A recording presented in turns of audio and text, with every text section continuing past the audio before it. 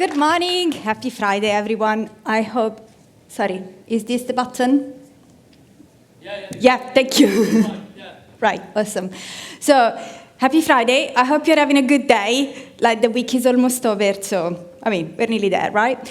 So, I want to thank you, everyone, for being here. And I also want to thank Elizabeth because she had an awesome presentation about go-to-market and framework. I'm a go-to-market person myself, and I am obsessed with framework. So the cool thing is that in this survival guide today, we're going to be talking about framework, and we're going to be talking about go-to-market, but not for a product, for human beings, right? So before we start, I want to introduce myself. My name is Silvia, and I am an Italian product marketing manager. I don't know if you can just have a hint from my accent, right? My rolling R's. And as you know, all Italians have a problem, and they talk with their hands a lot. So today you are in for a treat. You are going to have a presentation and also a contemporary dance show, just for all of you. So off we go. Right, so we start with data. I love data. Every product marketer loves data. Right, so this year has been a crazy year about this shift in workforce, right? So we have great resignation, the tech layoff, the latest buzzword I heard was the quiet quitting. Don't particularly agree with that, but I don't want to get into the polemic right now. If you want, you can catch me there and we can talk about it.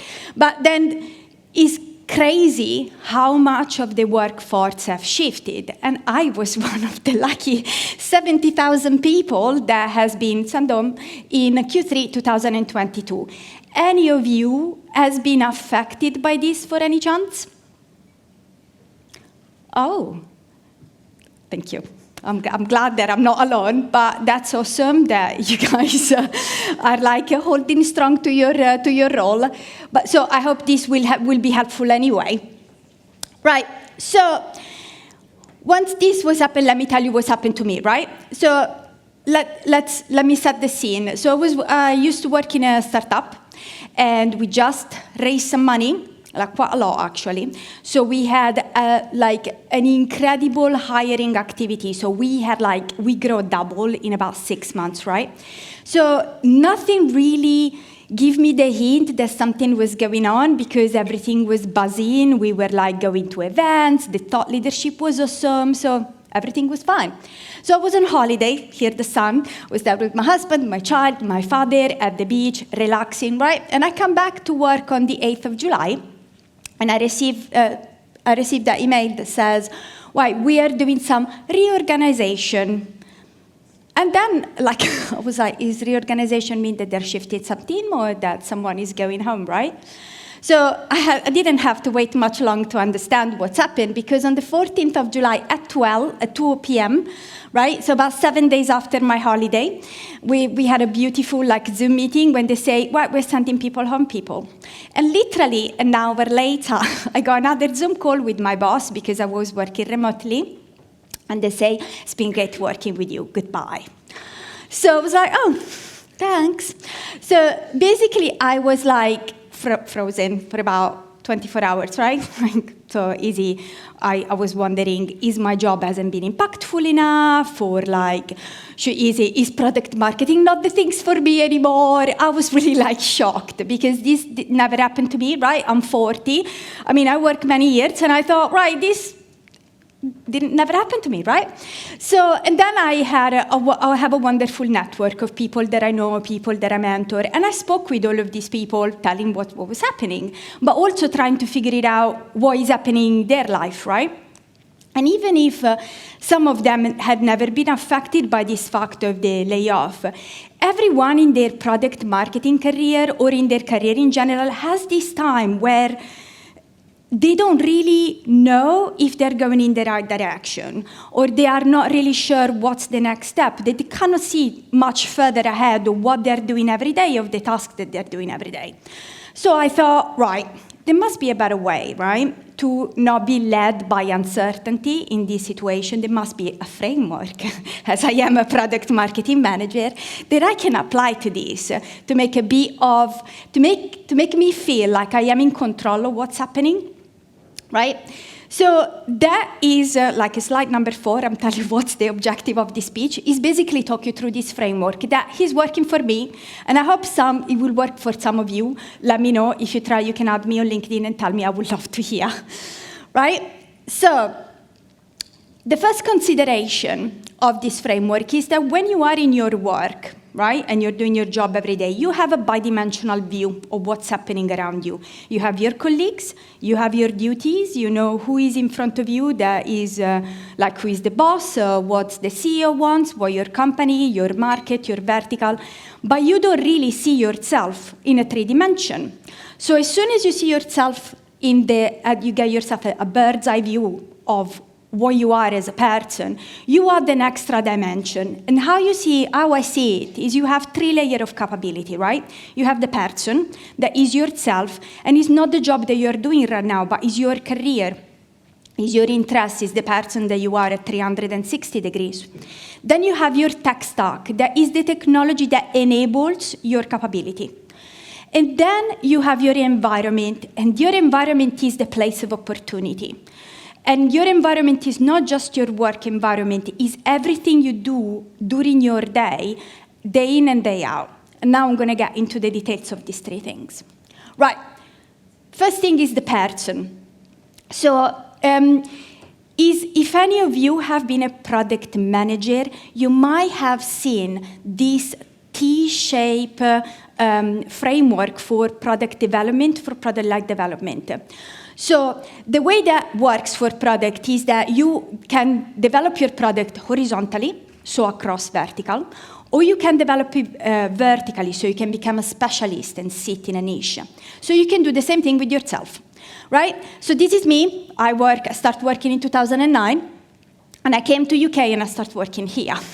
So I work in sales, product manager, product marketing, and then as my career progressed, I tap into marketing. I've never been a marketing person at all, but I obviously came across some of those capabilities. And so on the horizontal piece, there is all of the function, not the actual jobs that I had or the job title or anything like that. When I look at my expertise, I'm looking at the vertical T. And here you see all of the things that I come across in my career that I think that they are my area of expertise. That is basically a visual view of my curriculum, right? And then you can see here I have some circle in red. And these are the parts that I enjoy. Right, this piece is very important. Yesterday, I heard a beautiful session of someone that works for a tech in Japanese technology company that I cannot pronounce, so I can't share it with you, but I hope you listen to that one. That was great. And he basically talk about how, he showed his expertise, and he was talking about the fact how sports have fueled his career in product marketing, so one of his passion. So some people, like me, they have passions, but that not necessarily reflects in their career. But we do, every one of us, like area of our job, and we are excellent at it, at least. So these are the area that I enjoy, that I feel very proud of doing. So you can think yourself in the same way. Right, next.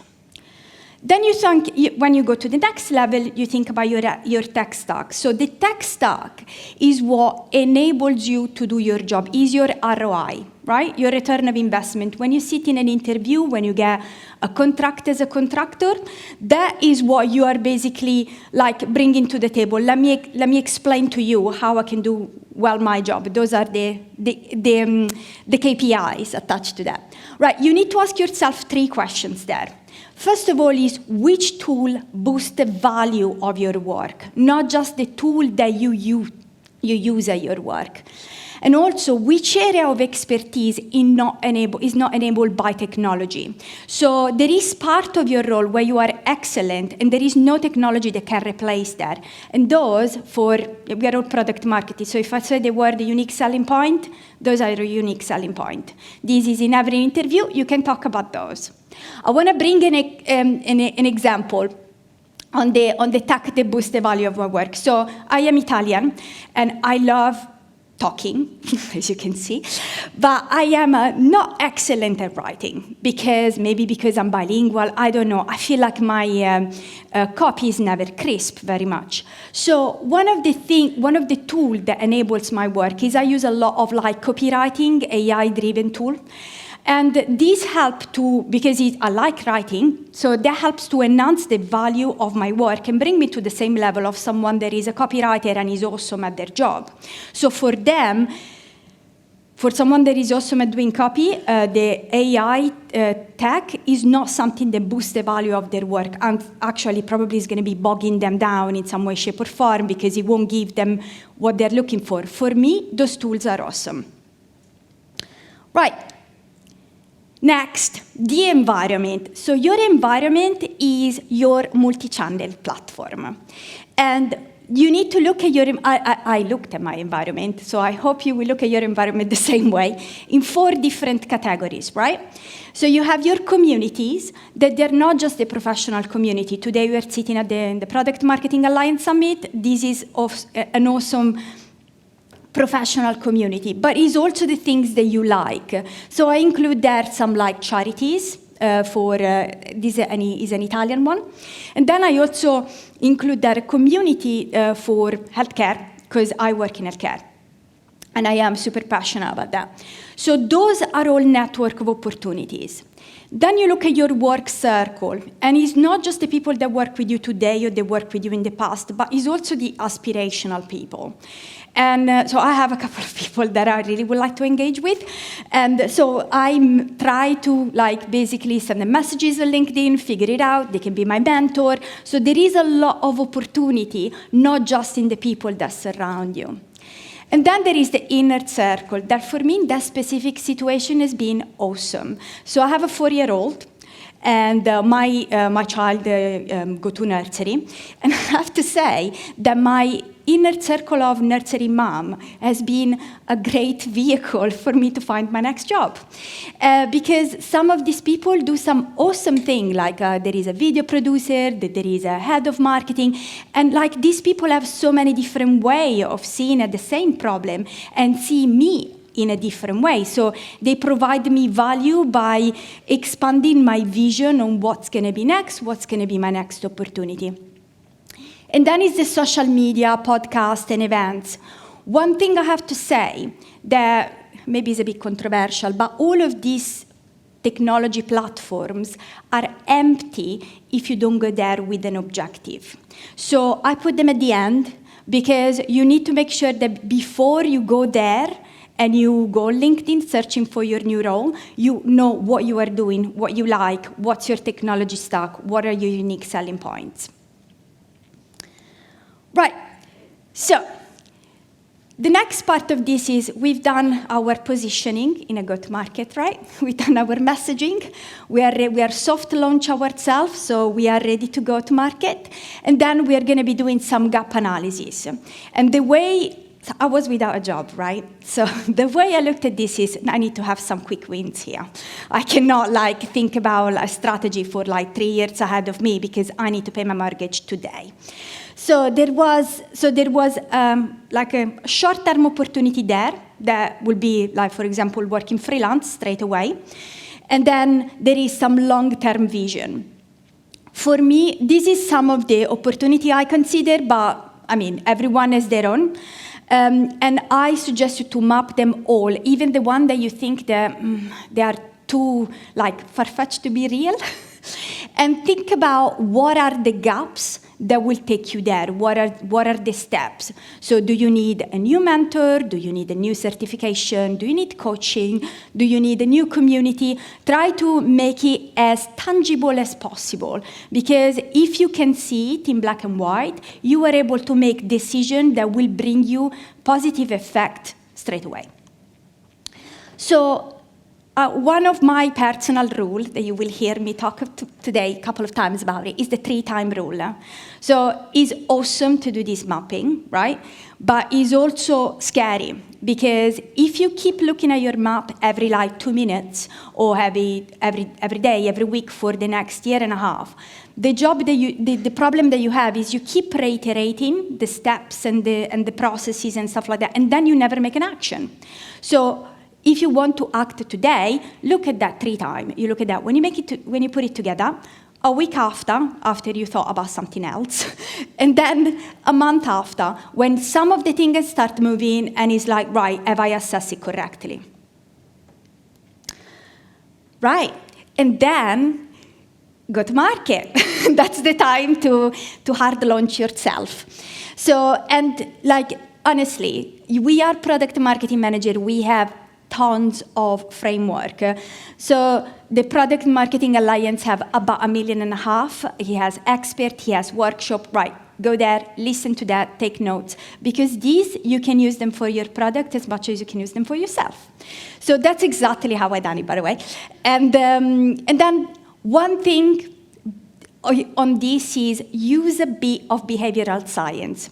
So in that basically month and a half that I was without a job, one of the things I thought, you know what, is the time for me to pick up all of the courses that I left halfway that I didn't have any time to do. And one of those was something on behavioral science. And in every behavioral science course, there is that thing that says, to make a difference, you need to write down your actions. If you write them down, there is a higher chance that you would follow through. Yesterday, there was a go-to-market workshop, and I don't know if any of you attended, actually. It was awesome. And the guy at the end of that workshop put together a slide with 5 actions for you to start on your go-to-market activity. But actually, it was like how you can leverage this tool to make this thing. I thought it was awesome. It was a great pitch. And that 5 action is exactly that. It's like bringing the audience, the customer, yourself to do the things that you need to do. Right. So that's the last slide. And there is a quote. I'm not very inspirational. So the things I want to say is, you read the quote and I'll tell you something else, that we are product marketing manager, right? So we are in a privileged position to solve a problem. That's what we do every day. Bring together stakeholders, second things that we do every day. And we are able to make ideas tangible. That is our job, right? So we just need to use the same mindset for ourselves. And that's it. Thank you. Right. Thank you so much, Silvia. We've got a few questions, so we'll jump right into them. I really love the idea of thinking about your job search as a launch in a way. It's really interesting. Okay, great. So first of all, any tips on how to talk about redundancy in an interview or reframing your redundancy? Right, so redundancy is never because you're not good at your job. I just want to kind of make that clear. So I am very open, personally, when I talk about that. As you can see, I put a presentation about it. So there is nothing to be ashamed or concerned about. Is how you discuss it with your employer, why you weren't there, why your previous job, I don't know, is finished after 6 months, or why you left it after 3 months. Say, well, we went through a reorganization, and then I'm looking for the next opportunity. End of the conversation. If you feel, but don't feel ashamed about it, because there is nothing to be, I guess. How do you think about, you mentioned it's really important that you have a mortgage to pay, right? And so how do you balance getting back into the workplace with finding the right role and not just jumping into something which maybe isn't right for you? Right, is the short-term vision, the quick wins versus the long-term vision. So if you need to pay the mortgage today, what are you good at doing is what you're going to be finding straight away. And I think there is that's the force. Then when you look at your next, what's next basically in the long-term plan, is there where you can make sure that what you are doing today builds some foundation in that comb that I put together, right? In your expertise that you can sell at the next round. Cool. Well, a lot of love for your presentation today, it seems like. Did you put together a product marketing portfolio? And if you did so, how did you structure that? Right. I don't have a real product marketing portfolio, but I have a great folder in my Google Drive where every time I put together a framework or there is a project that I work on that I've done really I feel like that was awesome, I basically take it there or I take the framework there. So when I speak, or usually in the interview for product marketing, you have at the end that conversation when they give you a use case and you need to talk through. I use those sort of framework to talk through that at that stage. Yeah, that makes sense. There's a really good question here around using AI-driven tools. I think it makes so much sense for someone whose first language is not English. Do you have any tools that you might recommend and for people in the crowd? I have 3 because I like. Right, so one is called Copy AI. And that, you basically give the tool a couple of words, and it creates sentences or product description and that sort of stuff. Then I use another one that is my favorite, and it's called Quillbot, and it's really play on synonyms and way to rephrase the phrase. And that for me is awesome because that's the problem I struggle with. And then another one I use is called Grammarly. And that one is just to correct the grammar and make sure it's, makes sense. Right. Okay, great. Next one here is which one? Who is Gilles? Where is Gilles in the crowd? Okay, so if anyone is looking for a senior product marketing job, I'm working. Actually, my boss is there, by the way. Okay, you can work it out between you. No, I'm working at the moment in Optimal Care, but thank you, and we are going to have a chat. But my boss is there. Okay, well, if anyone else is looking for a senior product marketing role, then Gilles is over there. How do you think about the non-negotiable criteria versus things that are maybe nice to have in terms of your framework? So maybe it's the tools that you're using or other sort of criteria in your framework. I need a bit of rephrasing on that. What do you mean with so in your framework, I think you had a list of all of the ideal things that you're looking for. How do you balance the things which are non-negotiable for you, versus some of the things which are more just nice to have in your next job? Right. I think that's depend on your life, right? So I am a mom. And so for me, there is things that they're non-negotiable when I discuss a job like flexibility, I cannot go to the office every day. I mean, these are things. In terms of job description, I know that I am good at doing go-to-market. I know that I'm good at doing positioning or pricing and stuff like that. So I will be more inclined to accept a job that is all about doing that sort of stuff instead of a copywriting job, because I won't be good at it, right? So that's the truth. Yeah, makes sense. So not a question, but we've got 2 good points. One, we've got some more love for your presentation with a great human touch.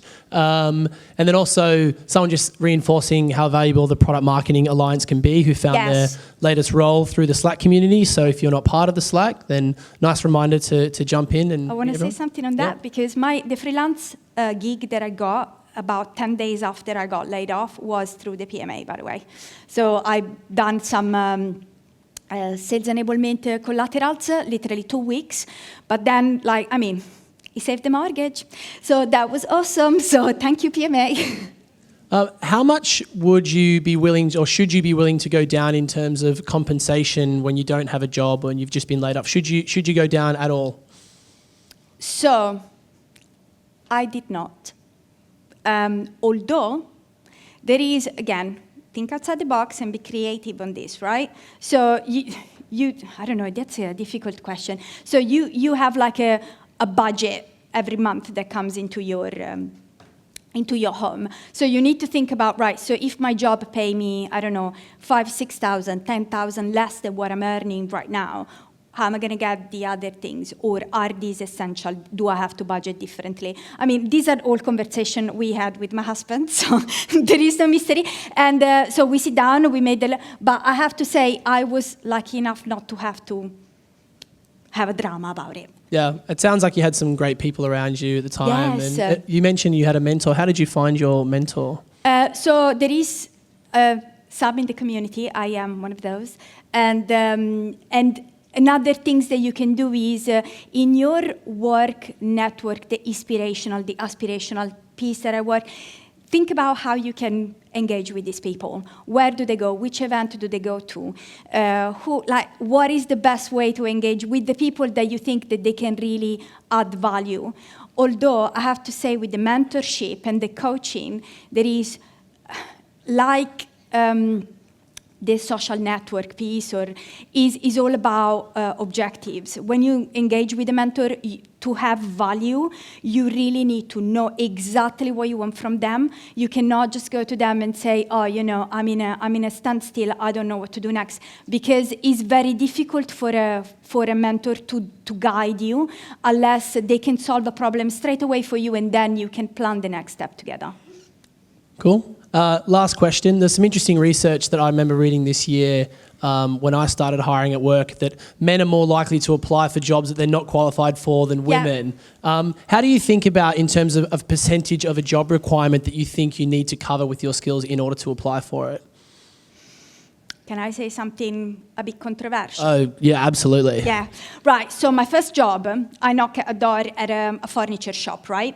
With absolutely horrible English, a master's degree in molecular biology that absolutely didn't cover anything. And basically, I bragged myself into a role that definitely wasn't suit for my capability. Now, 10 years after that I'm in the workforce, I cannot brag myself too much, but definitely is about how you deliver your presentation, how you deliver your unique selling point. I think that if you have a right mindset, you can do everything, right? No? Yeah. All right. Well, look, Silvia, I really, really enjoyed that. Everyone, big round of applause for Silvia. Thank you so much. Wow. That's awesome.